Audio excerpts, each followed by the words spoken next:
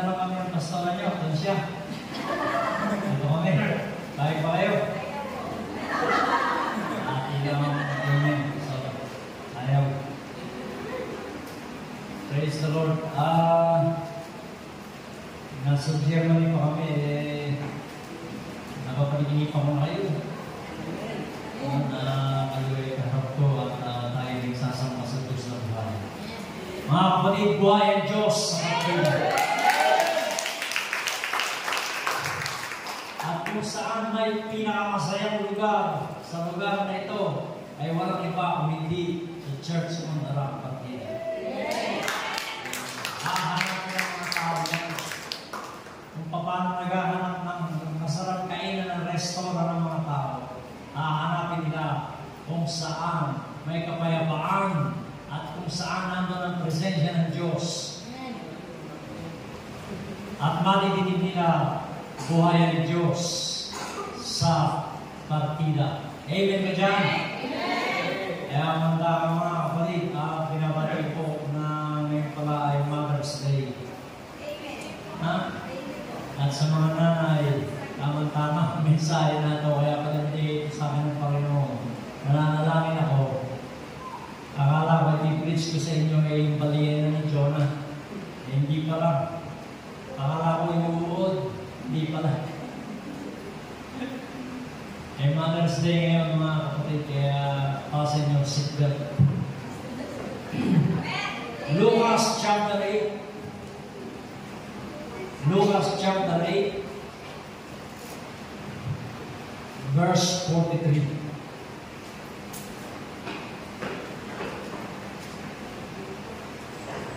Kasama ko po yung aming kaisa-isang asawa sa likod. Kung hindi ka kilala, yung minakita yung maganda doon sa dulo yun, nakaberte. Maganda na kamay lahat. Kaya lang yung nakaberte. At saka yung bunso namin si John, yun, sa likod. John chapter 8. May ba inaanak sa monitor natin yung text natin? John chapter 8, verse 43.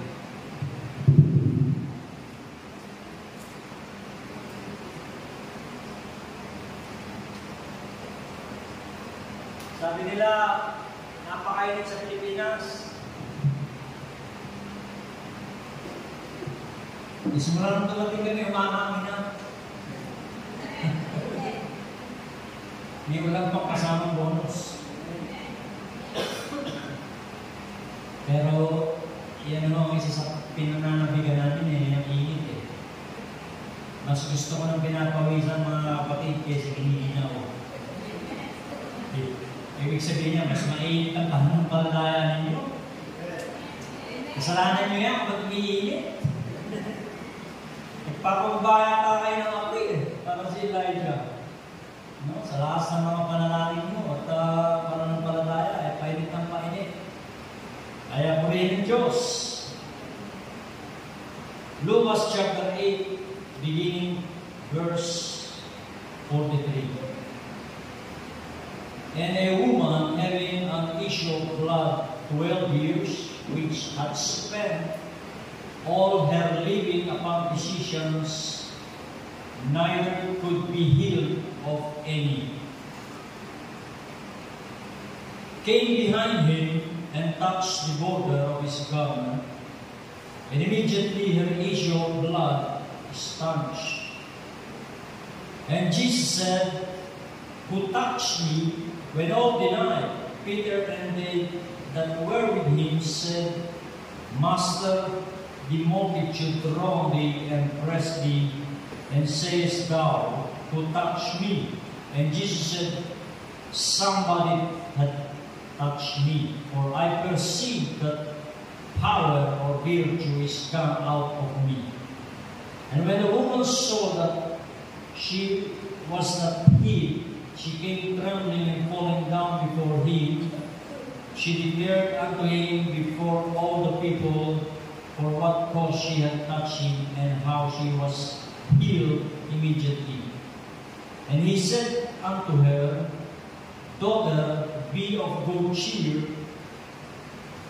comfort, be of good comfort, your faith has made you whole or well.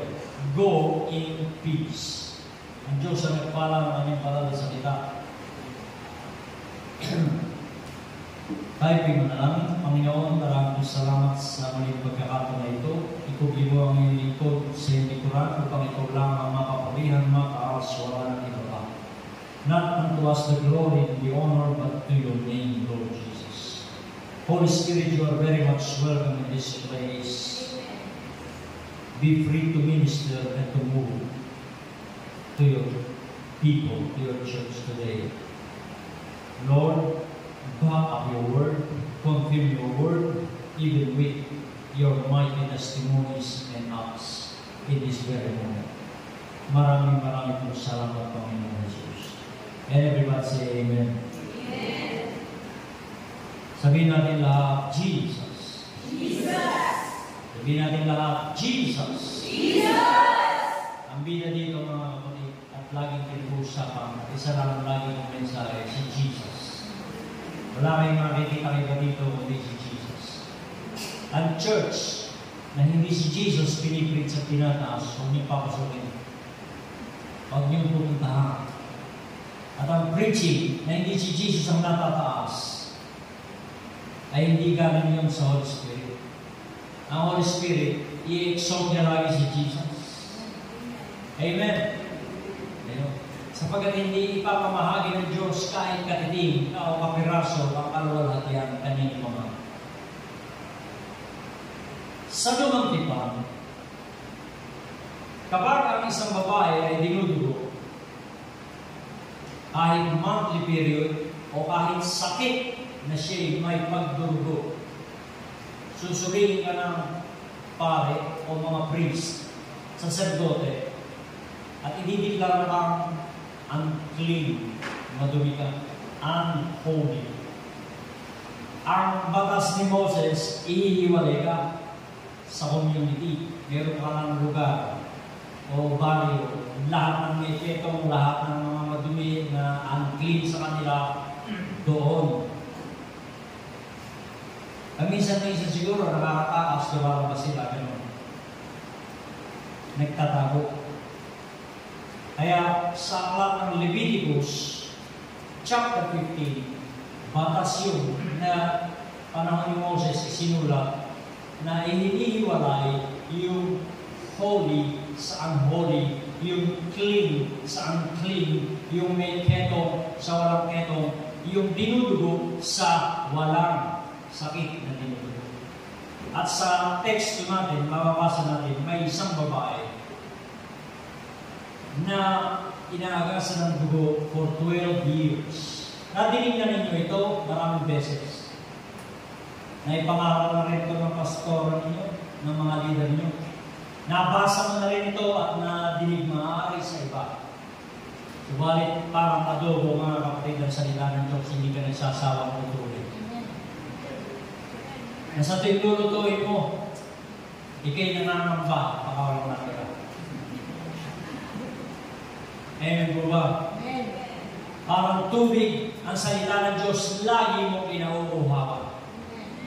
Na hindi ka mabubuhay, na hindi ka iinom.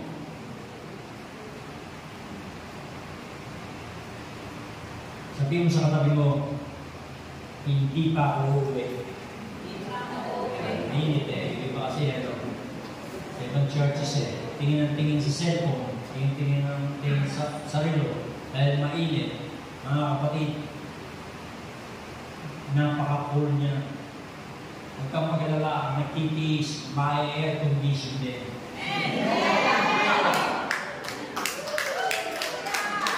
Amen. Oh, hallelujah. Pasalamat tayo sa Diyos. Ha? Kasama natin na iinitan ng Panginoon. Oh, dahil ito ay ang araw daw na ginawa ng Diyos. Kaya walang pangit na araw na ginawa ng Diyos. Hindi naman tayo pupunta ng impyerno eh. Kaya malamig pa to. Ano? Sa impyerno, yun yung mga walang Diyos at sumasamba sa demonyo at yun para sa demonyo.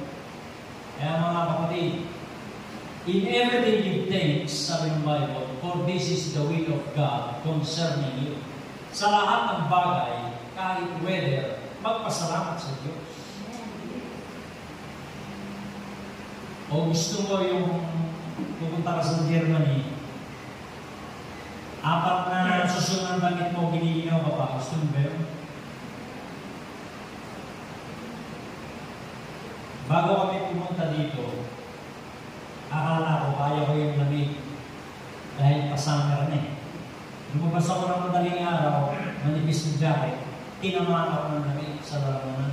Mga kapatid, tumatahol ako. Siguro 2,000 ko ilugo. Nahaway yung misis ko, nahaway yung anak ko. Nagtatahol naman sa bahay. Ay buti na lang, meron tayong dakilang manggagawa. At sa ating kapabayaan, ay pinapagaling pa rin tayo ng Panginoon.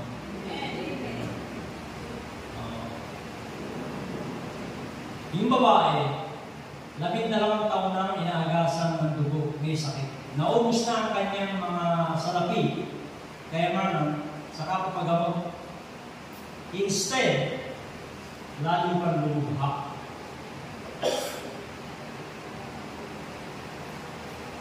Imagine mo ang itsura ng babae, 12 taon na may sakit. Sino natrakas ng 2 linggo yun? Mawasan natin sa linggo.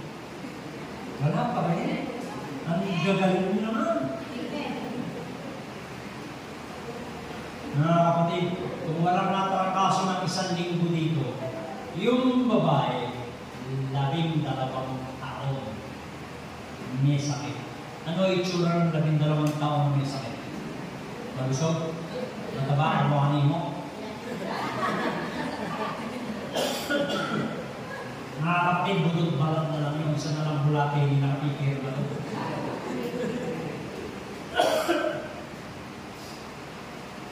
Mahina.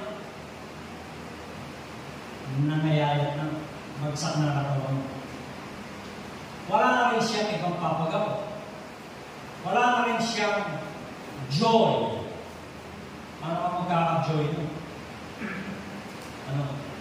Wala na rin siyang happiness o hindi man lang makipaglibang o happy-happy sa mga kaibigan. Ang sabi ng Bible, kinonsult ako si Uncle Google ng Bible. Si Uncle Google muna. Ang sabi ni Uncle Google, suffering, yung infirmity, sabi ng King James, infirmity. May infirmity yung babae, may karamdaman. Ang sabi naman niya ng Google, meaning ng infirmity, suffering.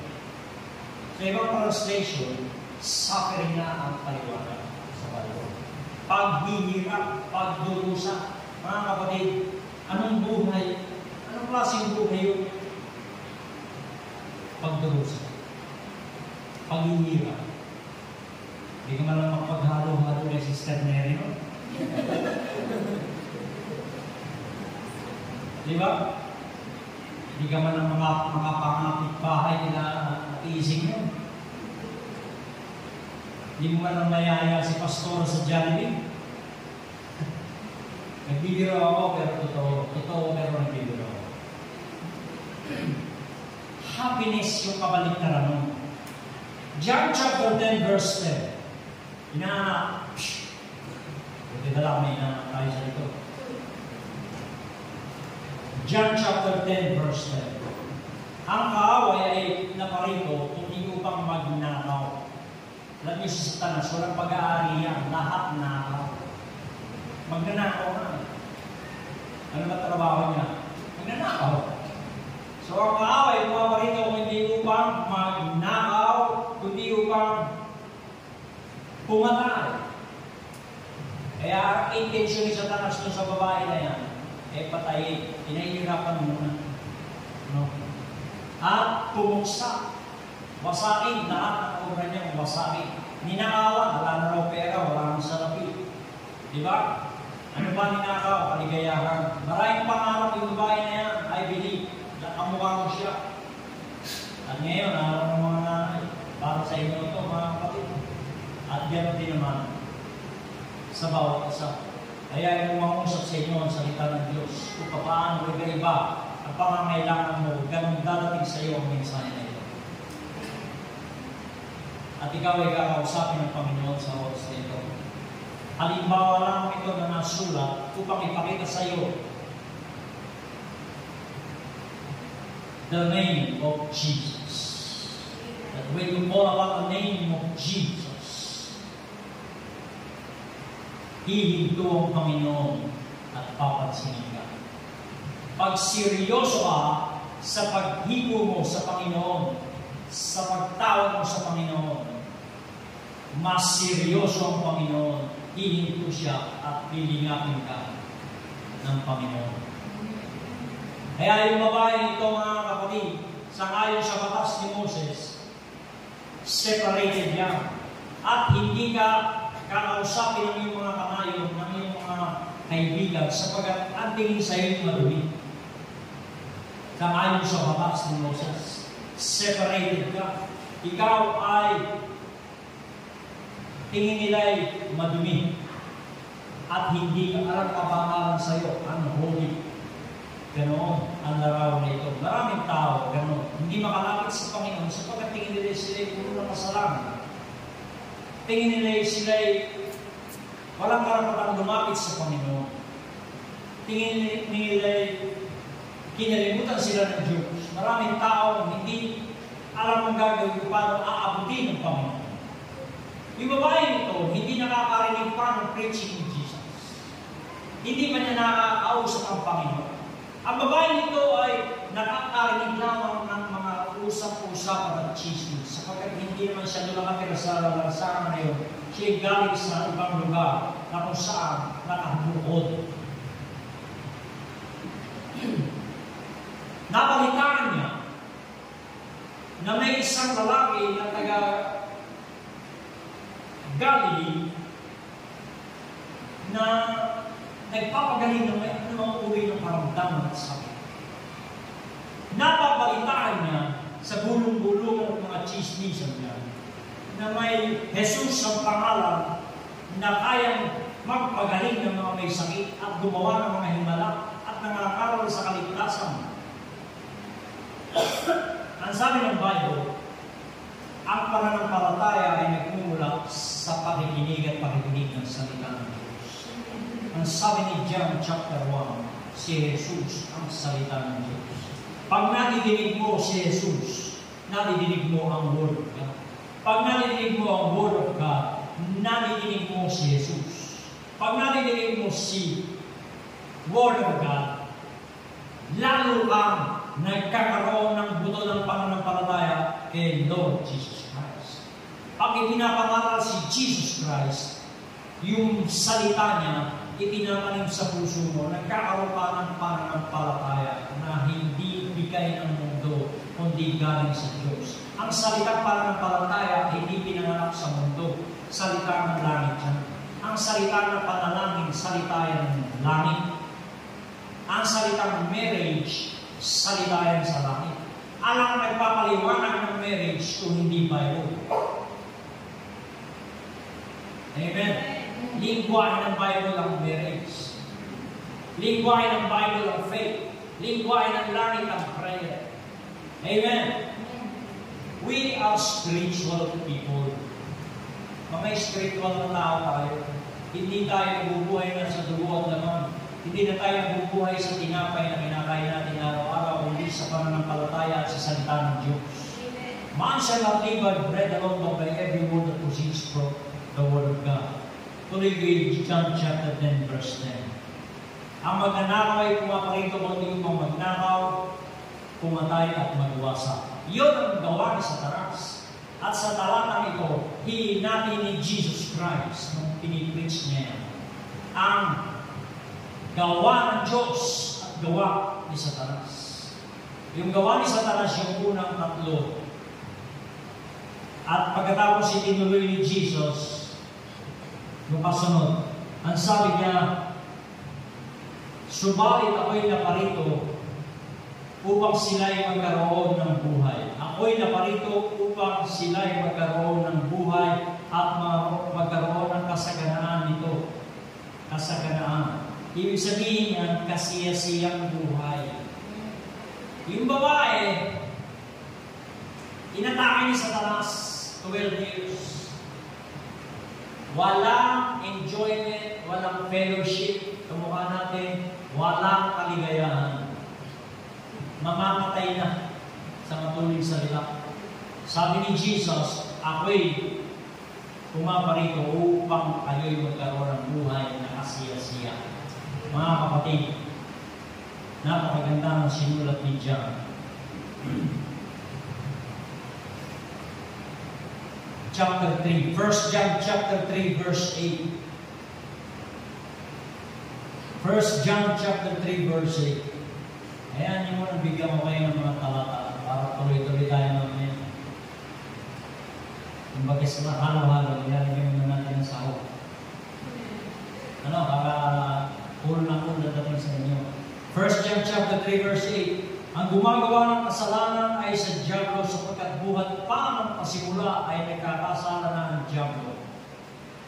Sa bagay na ito'y nahayag ang anak ng Diyos upang iwasan ang mga gawa ng Diablo. Naparito si Jesus upang yung ginawa ng Diablo sa tao na kanyang nilikha at kung saan ay siya'y naparito upang mamatay sa krus muling mabuhay. Yung gawa ng Diablo sa buhay ng tao, ang mission ni Jesus, wasakin. Kaya yung tao walang kasiyahan, kapatid, ang sagot, hindi sinihan. Ang sagot, hindi sugalan. Ang sagot, hindi sa inuman. Ang sagot, mga kapatid, isa lang ang makapagbibigay ng buhay na kasiyasiya. Isa lang ang makapagbibigay ng buhay na malaya na may kagalakan, ang pangalan niya, Jesus. Lahat na ng pangalan na kinanta kanina dito sa harap na totoong nasa Bible na pangalan ng Diyos.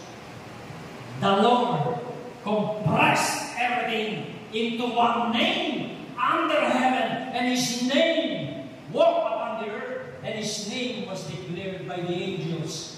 His name is Jesus Christ. That whosoever call upon the name of the Lord shall be saved. May isang lalaking sumigaw, Jesus, anak ni David. Mahapagkasama. Tumawag siya sa pangalan ni Jesus na walang tumatawag noon. May bumasag ng katahimikan noon at pumunit ng katahimikan sa isang sigaw na sinabi, Jesus, anak ni David. Namin mo ng Diyos. Tinawag ang kanyang pangalan. Pag kami tumawag sa pangalan mo, hindi mo ka. Minsan di mo nga pangalan, ang tawag mo sa iyo, Mari, pare, o brother, nalilin mo. Huwag ka nang lilin mo, pag imamanihin ka ng bilis, Mga kapatid ng Diyos pala, lumilin mo. Ang babaeng ito, punong-puno ng pagdurusa, suffering. Ang buhay niya, 12 years of suffering. Minsan niya, maghapon lang. Inis ka na eh. Kaya kapag may nangamusta sa iyo, Jomar, kamusta ka na, brother? Huwag mo sasabihin ito, dati pa rin.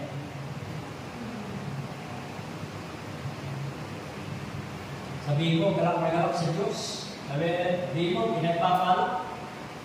Ay, init na init ka. Sabihin mo, napakabuti ng Diyos. Hallelujah. Hallelujah. Ay, ganun ba, amo? Halika na. Git-git ka ng halo.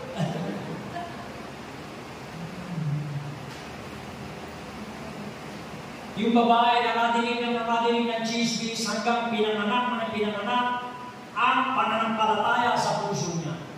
Mga kapatid, yun ang araw na hinihintay ng babae. Sabi niya,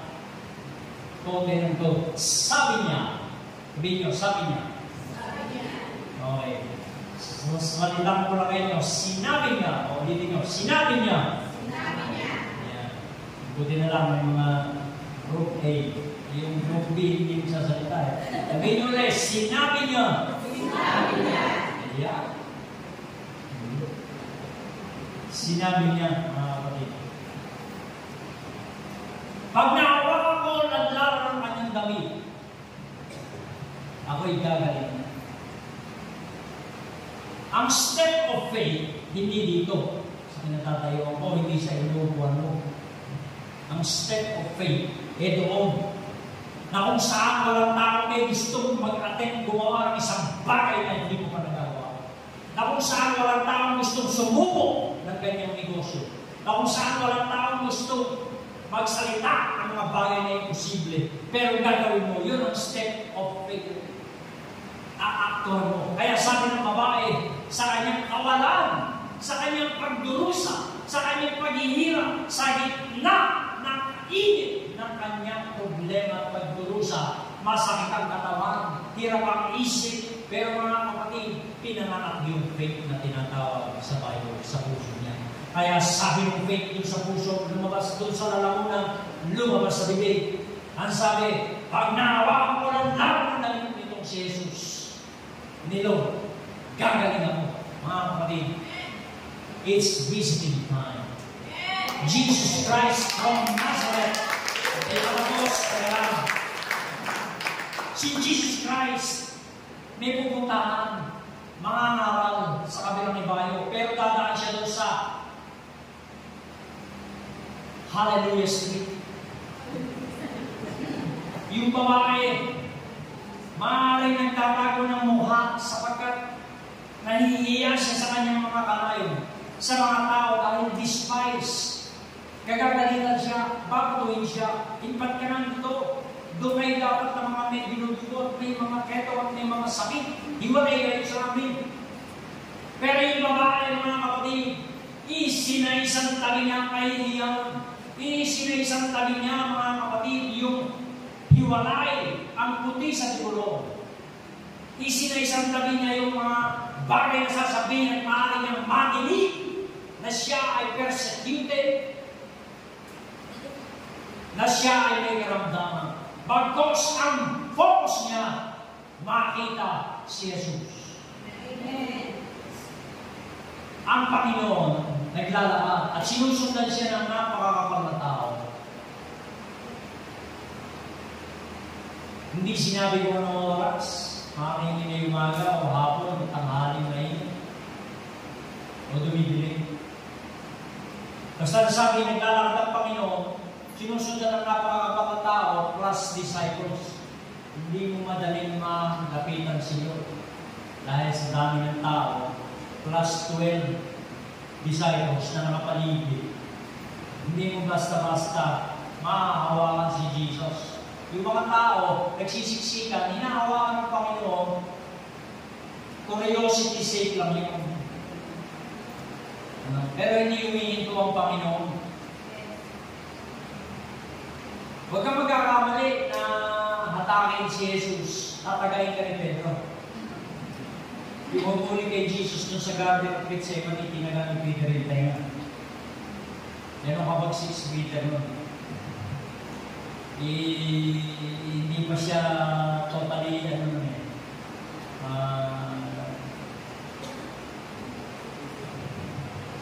hindi pa siya totally na-change yung character niya, medyo may pagkabulusok pa, pabigla-bigla. Pero yung babae, nabuo sa kanyang puso, lumuntag sa kanyang isip, at sinabi ng bibig niya, ito ang aming pag-asa. My last hope. Huling kasagutan sapagkat wala na ang pag-asa sa mundo.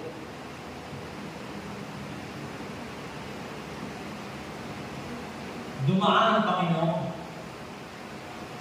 Lumampas doon sa babae. I believe lumampas dahil nanggaling sa likod. Kaya, ang kwento nito, ganito pala ang nangyayari.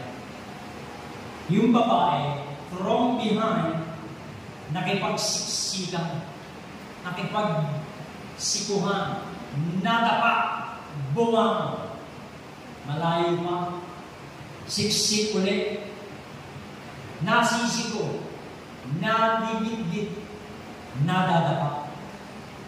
Pero dahil meron siyang kailangan sa Panginoon at meron siyang sinabi at pananampalataya, tayo ulit, lakad na naman, mga kapatid, nadapa na naman. At pagkatapos ay ginit niya, malapit na, hanggang sa inabot niya ang ladlaran ng damit ng Panginoon. Kaya ang damit nila noon, hindi kasi puti ng suot mo, hindi kasi linis ng suot mo, brother. Pag no, kasi naglalakad lang, walang spatol, malikabok, mati sandals. Kaya nga, ang tradisyon na ng mga Hudyo, pag kinumbida kita, puhugasan mo pa mo. Kaya sabi ni Jesus kay Simon na nag-imbita sa kanya, nung pumasok ako, hindi mo hugasan ng tao. Pero yung babae ito, walang tigil sa paghugas ng kanyang luha sa aking paa. Kaya yung mga naglalakad, puro alikabok, alam niyo yun. Pag ilandaran ng damit, puro alikabok. Pero may kapangyarihan dumaloy sa Panginoon kahit landaran ng damit. Bakit? Na-oriente yung babae, may pananampalataya siya. Kapag parang may faith ang isang tao, dadaloy ang kapangyarihan ng Diyos. Kaya huwag kang papayag na wala kang pananampalataya. At si Lord mismo nagcha-challenge na magkaroon ka ng sinlaki ng buto ng mustasa o meron kang sinlaki ng buto ng santol na pananampalataya. O mas malaki pa, buto ng avocado. Yung babae, mga kapatid, hindi pa niya nadidinig pangalan si Jesus. First time niyang nakita si Jesus.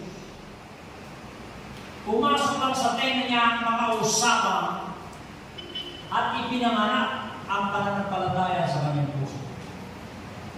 Kaya nang hawakan niyang ladlaran ng damit ni Jesus, tinamaan siya ng kapangyarihan ng Diyos.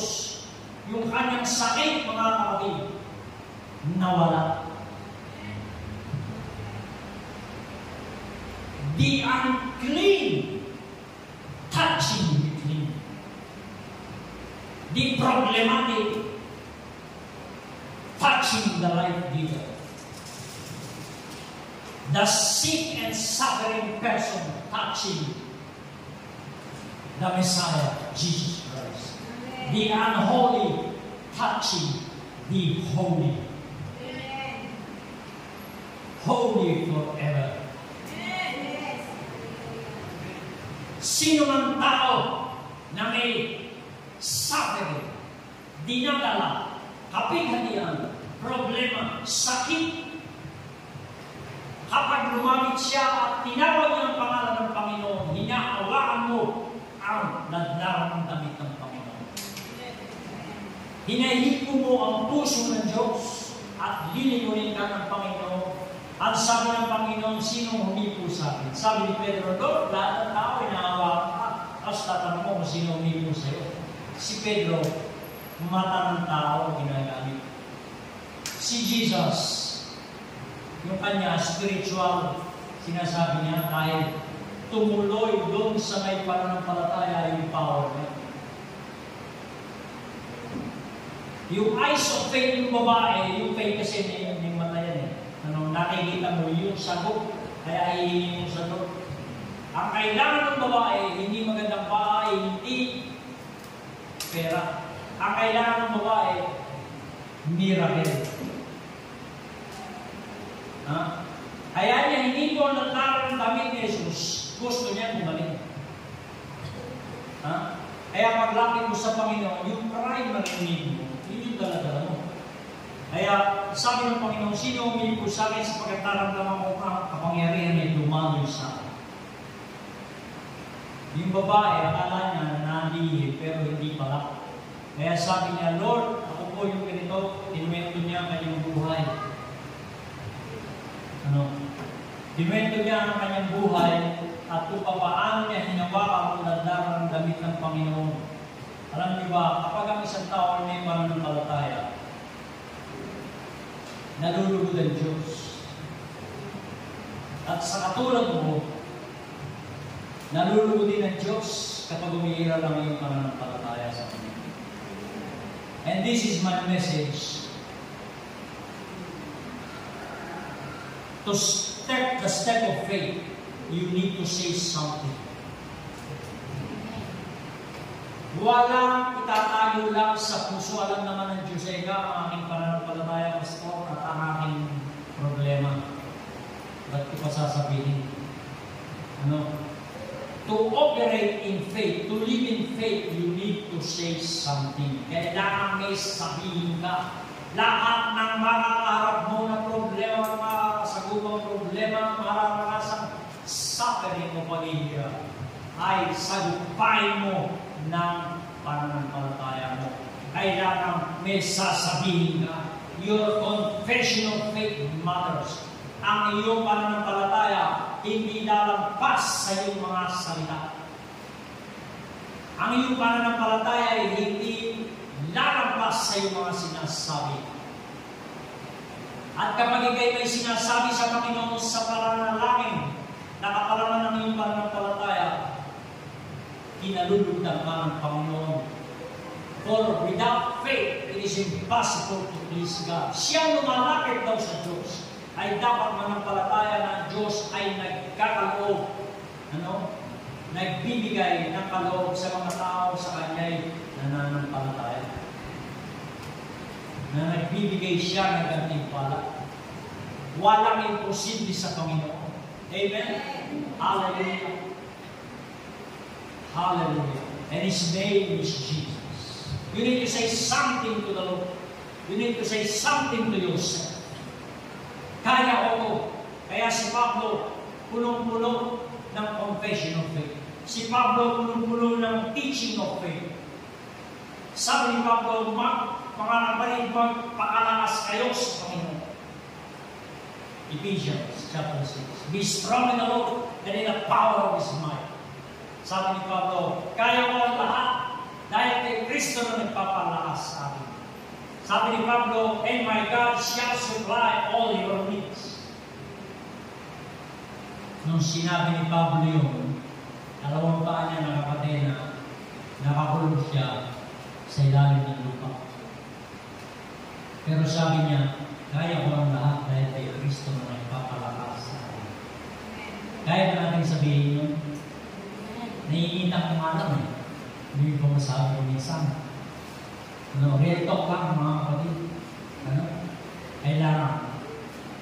Huwag mong agreehan yung suffering at problema. Kontrahin mo na kayang gawin ng Diyos. Kaya ng Panginoon. Mas malaki ang Diyos ko kaysa sa problema ko. Mas makapangyarihan at mayaman ang aking Diyos kaysa sa aking bill sa kuryente. Mga ganun ba? Hallelujah. Nag-a-apply ka ng trabaho, hindi mo sumasagot. Lord, siguro yung perfect timing yun yung perfect timing mo.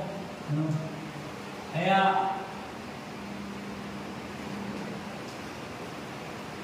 patience and application. Yung mga nag-aaral, mga kapatid, pagbutiin nyo sapagat bawat araw na kayo nag-aaral at pumapasok, yun ay isang baitang napaakyat sa tagumpay. Amen? Hagdanan nyo. Ganon. Kaya, sa buhay mo, sa buhay Kristiyano mo, you need to say something. Yung tinuturo ng pastor ay ng mga kapatid, Word of God. Speak it up. Yung binabasa mo, naririnig mo sa Bible, salitain mo mga. Pag sinasabi mo, mangyayari yun. Bakit? Hindi babalikin yung Diyos na walang mangyayari. Kung ano sinabi nun, mangyayari, gaganapin yun ng Diyos sa buhay mo. Ako'y pinagpalain, blessed and cursed. Sabi ko nung araw, binanda pa ako. Akit ako sa bubong ng bahay namin gabi. Sa Pinao, puro bahay paligid namin. Kahit matinig ng kapit ba, isigaw ako sa Panginoon. Sabi ko, Lord! Ipapangaral ko ang iyong salita sa buong mundo. Wala akong alam. Nadinig ni Lord yun. Basta alam ko, wala akong alam kung paano parang ni Lord. Nadinig ni Lord basta yun. Gusto ipangaral ang salita sa buong mundo. Mga kapatid, mas seryoso pala si Lord pagka ikaw ay nananalangin. Kapag hindi seryoso sa panalangin ng pagtawag sa Diyos, siseryosohin ka ng Diyos. At sisiguraduhin niya na makikita mo na siya yun. Nandiyan ka ba? Hindi ko sa katabi mo, hindi pa ako gutom.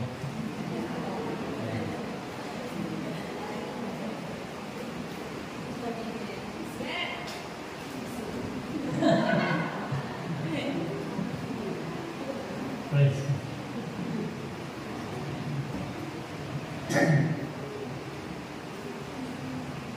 Marami kong patotoo sa inyo, pero abutin tayo ng kagulan dito. Totoo lang, ayaw ko na bumaba ng call dito Kamentuhan tayo Matagal ko na pinaganda ang makaharap kayo. Okay, mag-alala. Sambuang kami dito. Mag-is kayo.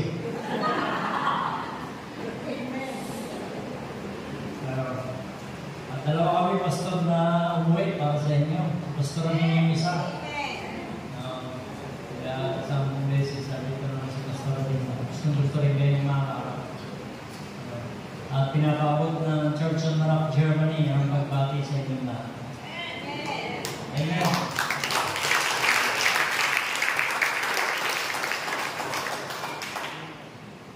Praise the Lord. Huwag niyo ikatamos ng ilong, ha? Huwag niyo ikatamos ng ilong. Iba ang praise and worship dito sa kapila. Opening song pa lang, nakaharap na ako sa trono ng Diyos.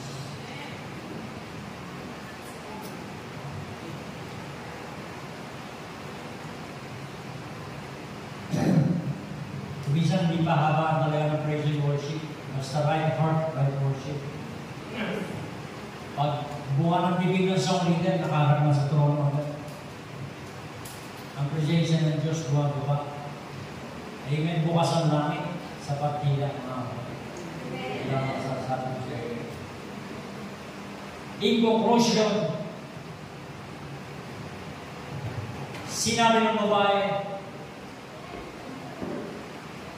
pag nahawakan ko ng damo ng damit ni Jesus, gagaling na ako. Nasabi na niya yun, hindi na niya mababawi.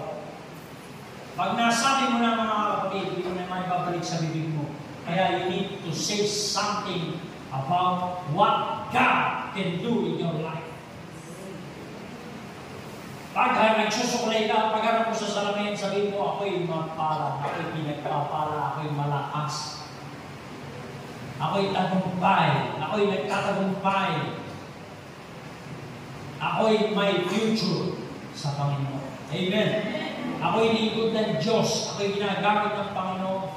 Walang sandatang kaaway na makapananay laban sa akin. Ako'y magaling na, ang sabi ng doktor, kainin mo na lahat ng gusto mong kainin.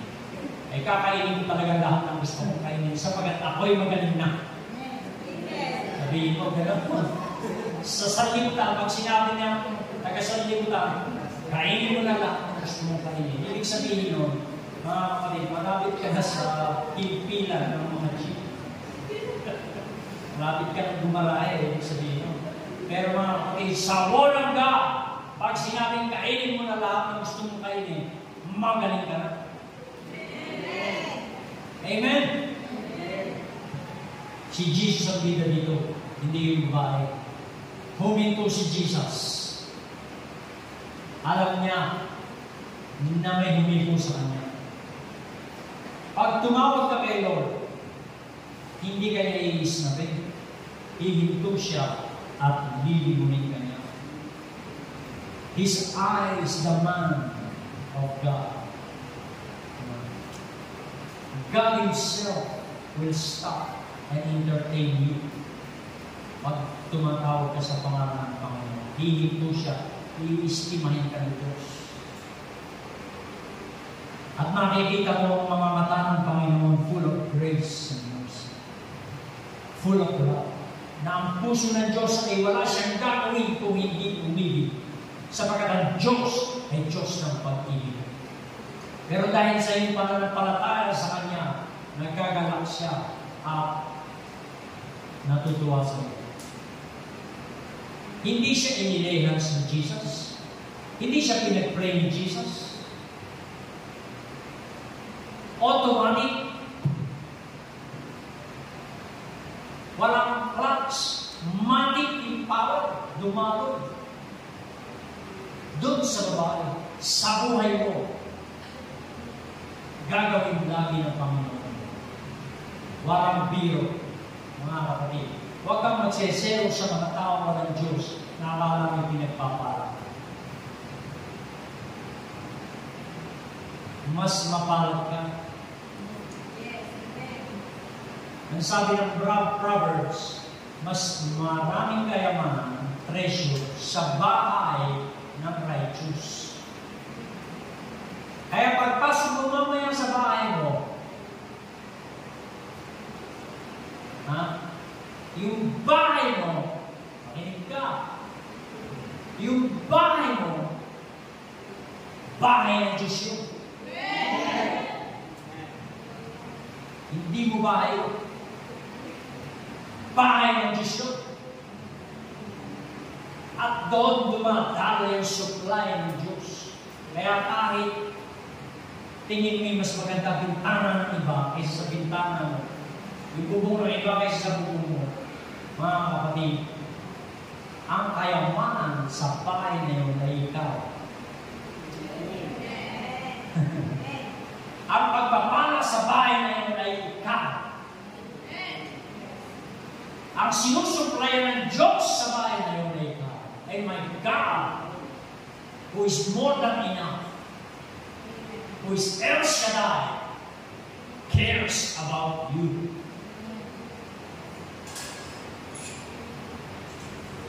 Andiyan ko kayo? Ang puso ng Diyos inahayag sa iyo sa araw na ito. Para siya sa iyo. Naparito siya upang ikaw ay buhay, ay bigyan ng buhay na kasiya-siya. Upang ikaw makapalakpak at makaranta at makita mo ang kabutihan ng Diyos sa buhay mo. At lagi mong aawitin ang kabutihan ng Diyos sa buhay mo. Amen. Kaya pag may nagtanong sa iyo, ano ba address ng Diyos? Sabihin mo address mo. Dahil hindi mo iniiwan si Lord sa church. Pag-uwi mo, kasama mo rin si Lord. Pag alis mo ng bahay, kasama mo rin na marinig si Lord. Kahit nga nasa angkalan ng Panginoon. Yun yung tao na bubuhay sa pananampalataya. At pwede ba, yung confession mo, huwag negative. Huwag puro kabigatan ng buhay. Sus Maria sa ikaw. Kahirap ng buhay na yun. Tuloy ako sa'yo. Ano? Mga kapatid, paganahin mo yung faith mo, mag-umpisa ka magsalita ng bagay na hindi mo pa nakikita. Yung babae na sinabi niya yun, may sakit pa siya. Pero sinabi niya, lumabas sa bibig niya, kaya magsalita ka. Kaya mga kapatid, sinasalita ko na giniginaw pa ngayon sa air condition natin. Sinasalita ko na may bakod na yung church na yun, na hindi nakakainin ng kamping tanim ni Jameson. Sinasalita ko na, mga kapatid, na ikaw ay tagumpay at pinagpapala at walang sakit. Laging malakas dito mahina.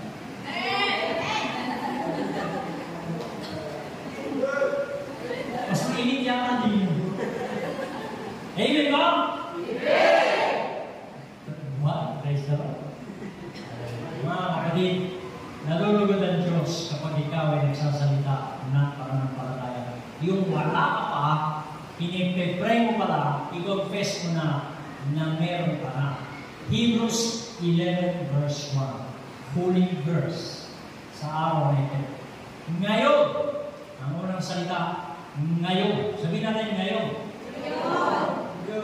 Sa English, now. Pero mas maganda sa Bulacan. Ngayon, hindi bukas. Ngayon, ang pananampalataya ay kasiguraduhan ng mga bagay na inaasahan mo na lang. Pero, naniniwala ka, meron na. Amen? Amen. Wala pa sa iyong mga kamay, wala kang nakikita ang dalawang mata mo, pero yung puso mo, sinasabi ng bibig mo, meron na. Amen. Sa mundo, sasabihin nila, baliw. Eh, hindi nga nila alam yung faith dahil yan, lingwahe ng Diyos. Nag-ooperate sa faith nun. Kapag sinasalita natin mga kapatid, nadidinig ng Diyos, kinukonfirm yun ng Diyos, papakapanin ng Diyos. The more na sinasabi mo, the more na mas nagiging totoo. Sapagkat ang mga bagay na nakikita ay nagsimula sa mga bagay na hindi nakikita. Amen? At naparito ang Panginoon upang ituro niya. Naparito ang Panginoon upang maging tingnan nyo. Kapag gusto mo ng buhay na kasiyasiya, magsalita ka ng mga bagay na kasiyasiya. Pag nag-uusapan kayo, at kayo nasa ilalim ng puno ng mangga, o nagduduyan, o kayo nasa ilalim ng nasa kubo, hindi sa ilalim ng bubo, nasa kubo, ay mag-uusapan kayo ng mga bagay na tamada. Pinagpe-pray. Amen? Kuminsan yung prayer natin, ibahin natin ang estilo. No, merong prayer na yung problema yung pinagpe-pray. Lord, ganito po, ganito po, si may sakit. Tama yun. Pero meron doon another level. Hihingin mo na agad yung sakit. Kaya pag nahawakan ko, gagaling ako. Kinuha na niya yung galing na. Kinuha na niya, inakaw na ng faith yung sagot. Yun yung faith. Real talk tayo. Huwag na ganito mga kapatid. Amen? Amen. I pray na i-confirm ito ng Holy Spirit sa inyong puso. I pray na magpatotoo ang Diyos sa inyong buhay. Sino po may sakit dito sa mga may dinaramdam sa kanyang katawan? Magaling na lahat. Ayun sa likod, kapatid. Tumayo po kayong dalawa. Sino ba mga kapatid? Diyan na lang po kayo sa inyong inahukuhan. Wala na. Sige, dali ako. Tatlo, apat. O may habol ka. Sino pa may sakit? Huwag kayo mahiya. Pag nahiya ka, baka sa isang taon ka pag-uwi. Pag-balik din naman ako sa isang taon. Kaya lang, ngayon, faith now. Faith is now. Okay, taas niyo kamay niyo mga kapatid. Father God, in the name of Jesus, tinatayuan namin ang iyong salita. Sabi mo, Panginoon, sa iyong mga latay kami nagsigalingan. Inaangkin namin lahat ng benepisyo ng krus sa Kalbaryo. Ito'y para sa amin. Kaya Lord, ang aming kagalingan ay aming inaangkin at sinasalita ko. Lord, sa aking mga kapatid na nakatayo, na may dinaramdam sa katawan, ang kanilang kagalingan ay dumaloy, buhat sa iyo, trono, Panginoon. Padaluin mo kalusugan at kalakasan sa kanila at sila ibigyan mo, Panginoon, ng kasiyasiyang buhay at kagalingan. Marami po salamat naman sa matamis na pangalan ng Panginoon Jesus. And everybody say Amen. Amen. Lahat ng nagpe-pray na trabaho, may ba tuwa po sa ako mabilis? Lahat na nagpe-pray na trabaho, negosyo, takbo sa harap. Bilisan niyo mga kapatid. At baka bumuhos ang biyaya ng Diyos. Ayan. Sige. Wala. Taman natin. Hindi ito trabaho. Hindi ito gawa ng tao. Ito tayo sa kaya gawin ng Diyos. Amen? Ang kapata lang na tayo, God will supply all my needs. Hindi na tayo ang kapata. Reality, maranasan natin. At tatayo ka sa harap, magpapatulong ka. Nung araw ko, sasabihin mo, ganito prayer ko, gabi niya, magpapatulong ka.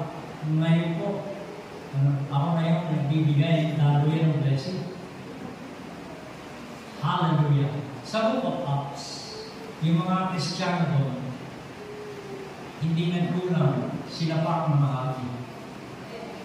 And I pray na lahat kayo ay super successful. Father God, nakatayo po sila dahil nananampalataya sila, lumalapit sila sa iyo, na may magagawa sa hindi kaya gawin ng tao. And I pray for financial breakthrough sa aking mga kapatid na nandito sa harap. Nananalig na ikaw ang magpo-provide, higit pa sa kanilang kaya isipin at sabihin at gawin. Sila'y pagpalain mo more than enough upang sila'y magamit mo na daluyan ng iyong pagpapala at grasya sa maraming tao. Panginoon, I pray for my brothers and sisters. Let there be breakthrough sa kanilang buhay at sa kanilang mga trabaho, negosyo. Salamat po aking mga Diyos sa iyong papuri in Jesus' mighty name. Amen. Amen. Amen. Palakpakan ng Panginoon. Bibigyan na po ang pastora ng mikropono.